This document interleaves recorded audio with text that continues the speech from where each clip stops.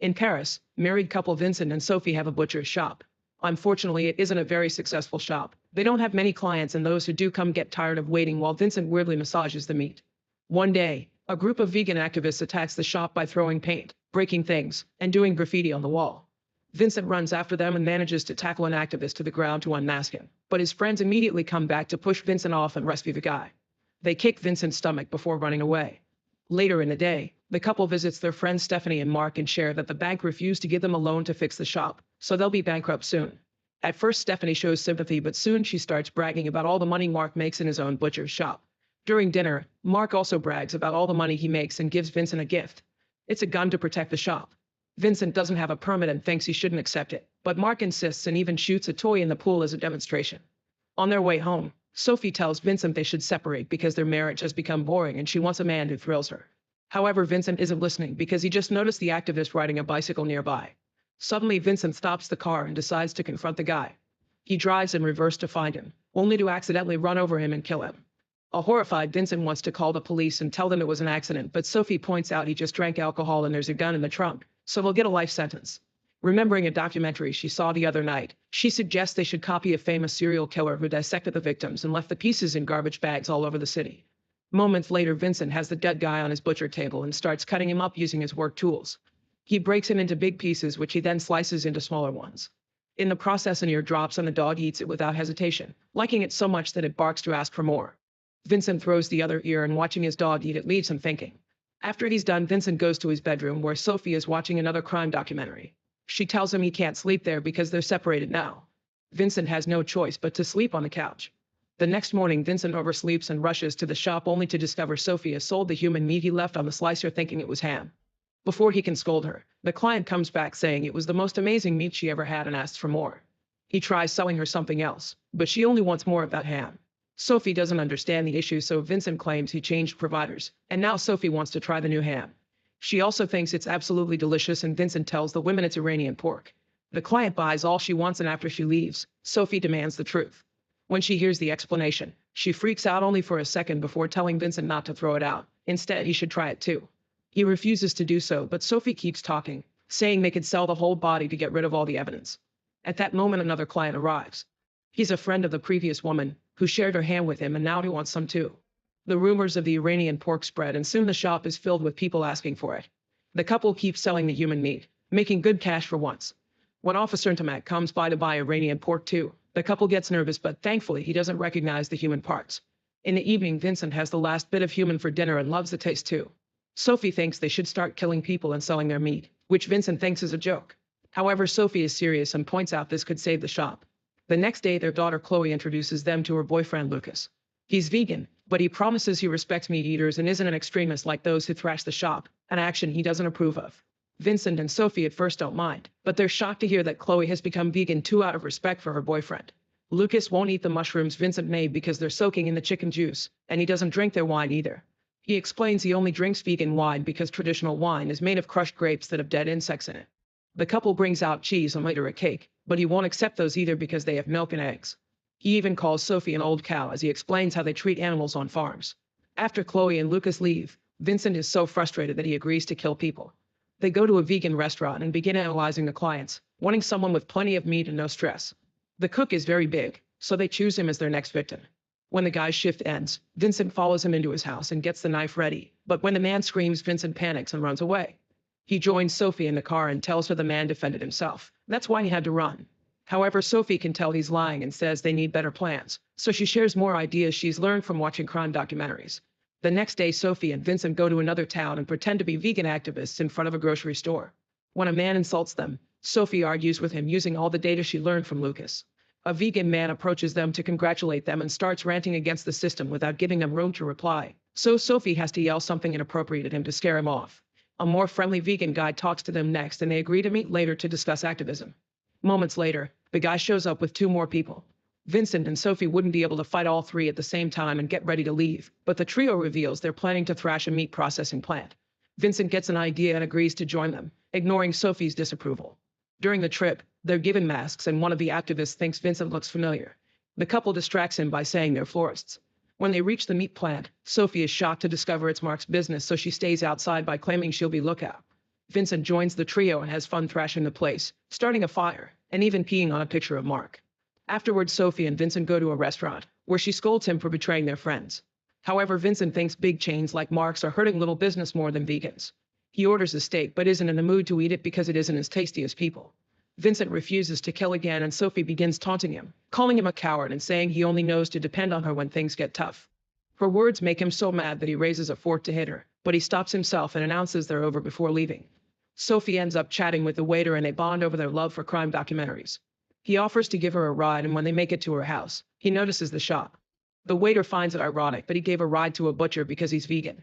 He keeps flirting with her and even kisses her, only for a hungry Sophie to bite his tongue. Since he's bleeding, she invites him in so he can clean up. While the guy is in the bathroom, Sophie tells Vincent this could be their next Iranian pig and makes him jealous by explaining the kiss in detail. A furious Vincent starts sharpening his knife and Sophie gets excited to see him so worked up. However, Vincent pauses when he remembers that the best meat comes from relaxed cows. Sophie decides to give the waiter a massage on the couch to get him ready. When she tells Vincent to go, he starts having second thoughts, but Sophie pushes him into agreeing by mentioning their survival and threatening with divorce. Vincent leaves the kitchen and finds the waiter naked because he thinks this is all a naughty game the couple did to make him join their dirty time. This infuriates Vincent again and he starts beating the guy up until he's dead. At that moment, Chloe comes home, so Vincent washes his face off with fishbowl water and Sophie hides the waiter's clothes with the body behind the couch.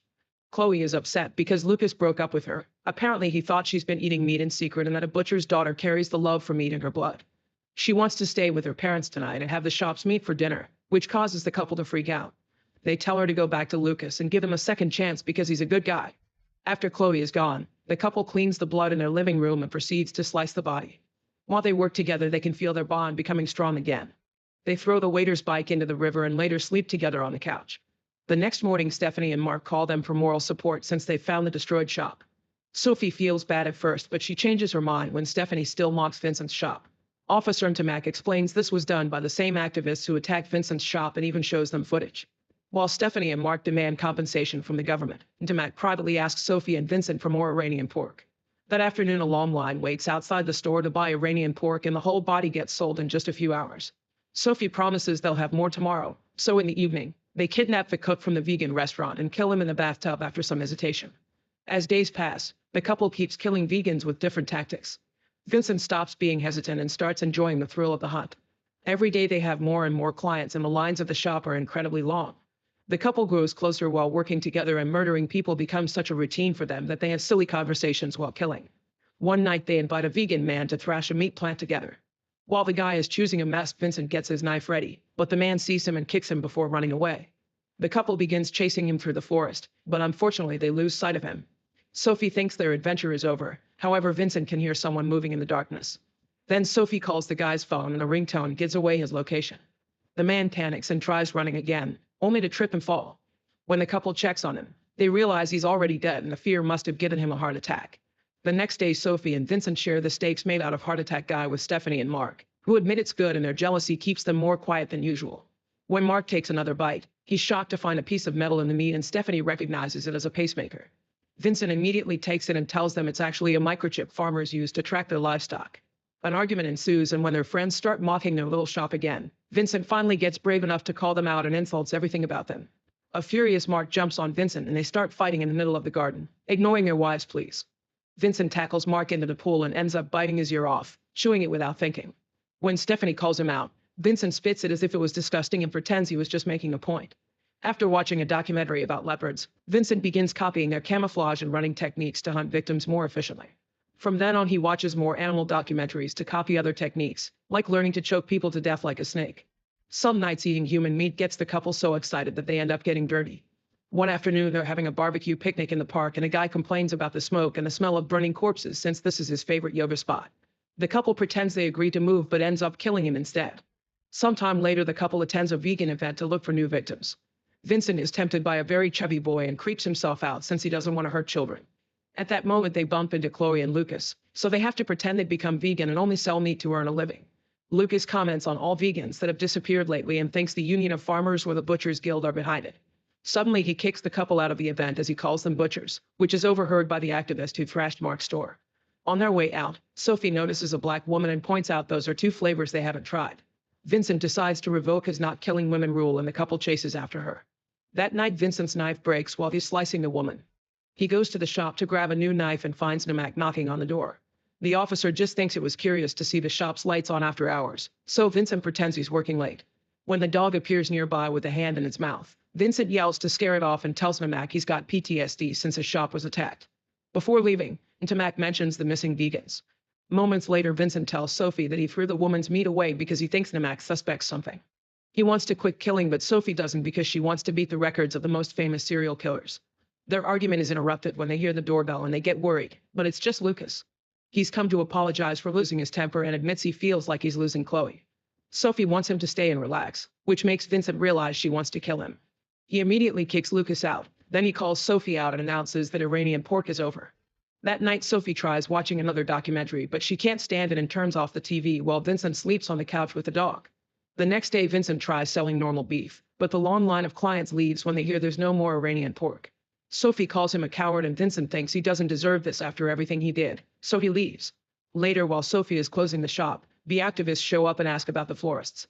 In the evening, Vincent comes home and finds the dog barking at the activist van. Meanwhile, the activists have tied Sophie up inside a butcher's fridge and announced they'll treat her like she's treated animals. When a man is about to kill her, Vincent bursts in with his dog, who immediately attacks the man hurting its master. Vincent throws a knife at a woman's head to instantly kill her before fighting the last guy, who easily overpowers him and stabs him with his own knife. A furious Sophie manages to loose the ropes and pushes a meat hook to kill the man in revenge while the dog finishes the last activist by biting his groin. Then Sophie removes the knife and confirms Vincent wasn't stabbed in a vital spot. Sometime later, a documentary is made about Sophie and Vincent. Stephanie and Mac are interviewed since it was their statement that led the police to the arrest. They keep making racist comments about the Mac while explaining they asked farmers about the so-called chip, but nobody used the technology. If it hadn't been for the pacemaker, Sophie and Vincent would have never been caught. The couple received a life sentence, and at the end of the trial, the judge asked them if they had any regrets. Sophie's only regret was killing a guy with a pacemaker. Make sure to subscribe and turn on notifications so you can watch more videos like this. Thanks for watching.